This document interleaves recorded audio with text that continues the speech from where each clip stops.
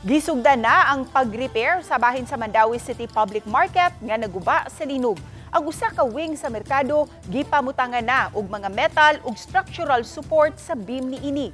Kabahin kini sa pagsusi sa mga eksperto nga kinahanglan una ang shoring o pagpaglig-on sa support sa usa ka wing una kasugdan ang mga trabahoon.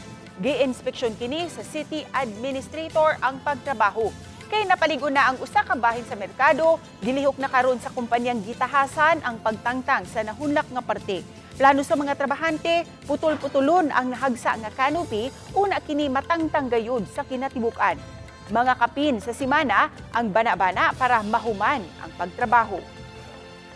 Unahon magutog shoring ang pika side, tangag beam para itayog diri sa colonnade side, safe na ta. So nahuman na karon actually gisugdan lang gahapon na kita naman nimo na tukod na ibing mo nang karon na sila nagsugod og chop-chop dito sa kuan canopy.